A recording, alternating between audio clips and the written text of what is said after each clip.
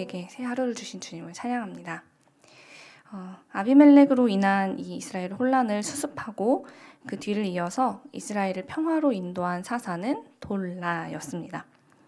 그는 이사갈 지파 출신으로 이사갈 지파가 거주하는 갈릴리 호수 주변을 떠나서 오늘 1절 말씀에 적힌 대로 에브라임 산지 3일에 거주하면서 지파들 간에 발생하는 크고 작은 갈등들을 중재하면서 하나님께서 맡기신 사역들을 잘 감당해 나갔습니다. 돌라의 뒤를 이어 이스라엘의 사사가 된 사람은 길르앗 사람 야일이었습니다. 성경은 그에게 아들이 30명이나 있었고 그들이 각자 자기의 나귀를 타고 30개의 그 성읍을 다스렸다고 묘사하고 있는데요. 이 말씀을 볼 때 우리는 야일이 다스렸던 기간 동안 이스라엘이 번영과 풍요의 시대를 보냈다는 것을 알 수 있습니다. 이렇게 사사기의 시작부터 오늘 본문의 초반부를 읽어보면 이스라엘이 이방 나라들에 의해서 압제를 당한 기간보다 하나님께서 세우신 사사들의 인도 아래에서 평화를 누렸던 기간이 더 길었다는 것을 우리는 오늘 말씀까지를 돌아볼 때 알 수가 있는데요. 리산 구사다임의 압제 8년 후에 사사 온니엘을 통해서 하나님께서 40년을 평화롭게 다스리게 하셨고 또 가나안 야빈의 압제 20년 후에 사사 드보라가 다스린 40년의 시간 그리고 미디안의 압제 7년 후 사사 기드온이 다스린 평화로운 40년 또 아비멜렉이 다스린 3년의 암흑기가 잠시 있었지만 그 이후 돌라와 야일이 다스린 시기 40년을 합하면 미디안의 압제에서 벗어난 이후 이스라엘은 하나님의 은혜로 80년이 넘는 평화의 시기를 보냈다는 것을 우리는 알 수 있습니다. 그런데 문제는요, 이 오랜 풍요의 시기에 일어나고 말았습니다. 5절에서 야일이 죽어 장사된 후 이 6절의 시작부터 비극이 시작되고 있는데요. 6절 말씀을 제가 읽어드리도록 하겠습니다. 이스라엘 자손이 다시 여호와의 목전에 악을 행하여 바알들과 아스다롯과 아람의 신들과 시돈의 신들과 모압의 신들과 암몬 자손의 신들과 블레셋 사람의 신들을 섬기고 여호와를 버리고 그를 섬기지 아니하므로 이스라엘 자손이 다시 여호와의 목전에 악을 행했다라는 고발과 함께 그들이 행한 악이 무엇이었는가에 대해서 지금 6절 말씀은 하나하나 나열하고 있습니다. 그것은 바로 가나안의 7족 속의 우상들을 섬기고 있었다는 것이죠. 이스라엘 백성은 출애굽 이후 모세가 하나님께 십계명을 받기 위해서 시내산에 올라가서 주님을 만나 뵙는 동안에 그들은 광야에서 우상을 만들어서 하나님을 진노케 했던 전적이 있었습니다.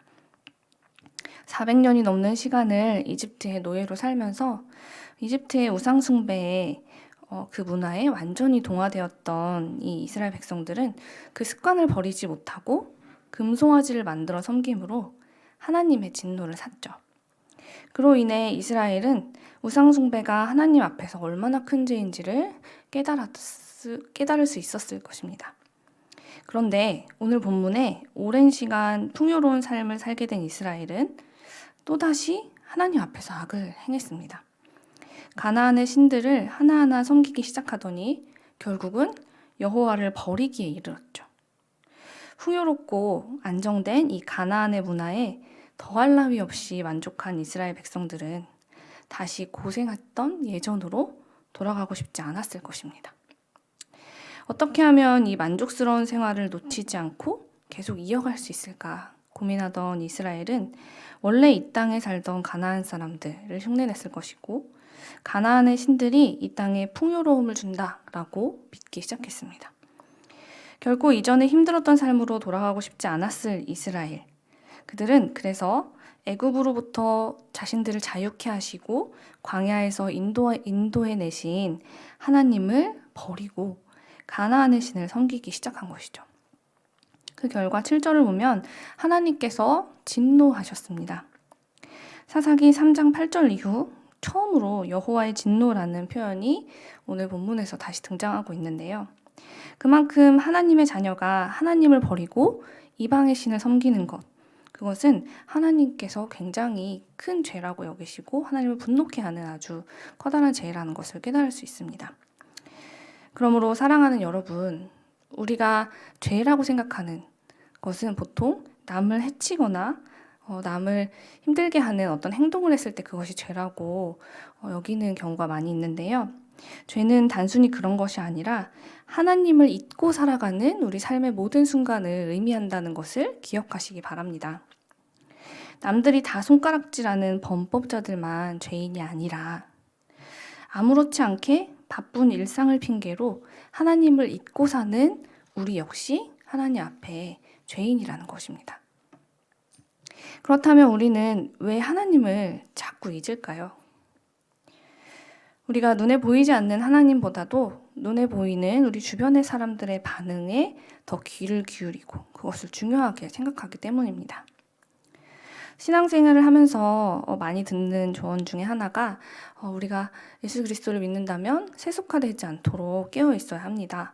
세속적인 삶을 살지 않도록 주의해야 합니다. 라는 말을 종종 듣곤 하는데요. 그렇다면 우리는 과연 이 세속적이라는 말의 범주를 어디서부터 어디까지로 두고 그리고 그 세속화의 여부를 판단하며 살아가고 있습니까? 술이나 담배, 또 마약을 안 하고 언행심사가 흠잡을 것 없이 단정하고 모범적이면 세속화되지 않은 것입니까?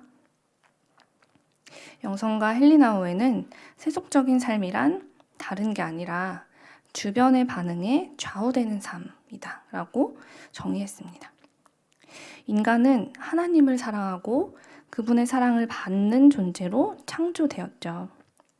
존재 자체가 사랑이신 우리 하나님께서는요, 당신의 그 사랑을 우리에게 오롯이 부어주시고 인간인 우리가 하나님께 받은 그 사랑을 하나님 앞에 온전히 올려드릴 때 우리가 가장 행복하고 온전해지는 존재로 우리를 창조하셨습니다.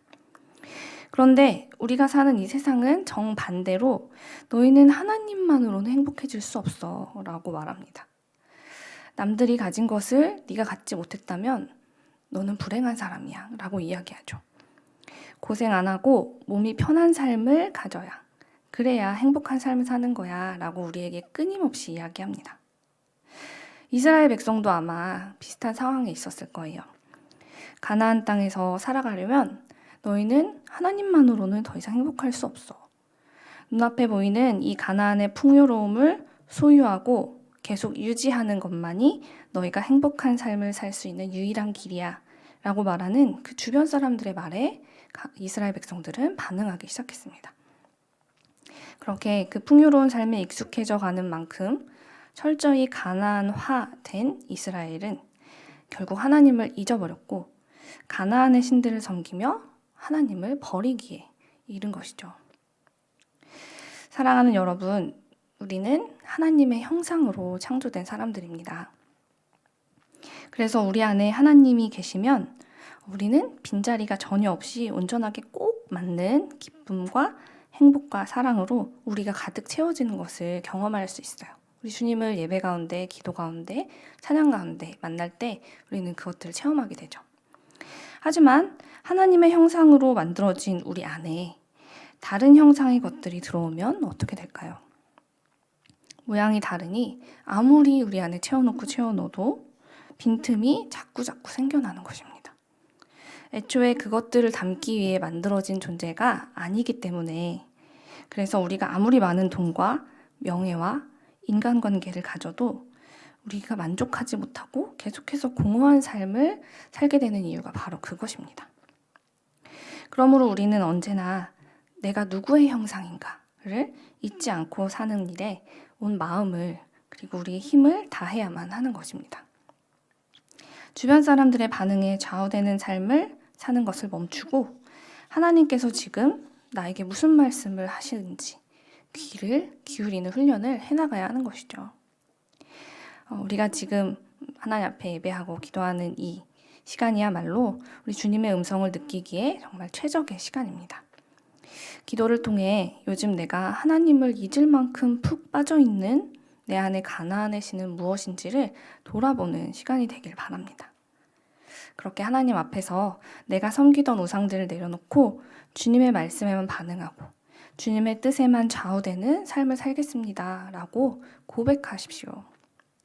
믿음으로 내딛는 여러분의 그 한 걸음 한 걸음 위에 주께서 잘하였다 충성된 종아, 잘하였다 착하고 충성된 나의 종아 라고 우리에게 말씀하시고 또 우리를 반갑게 맞이해 주실 것입니다.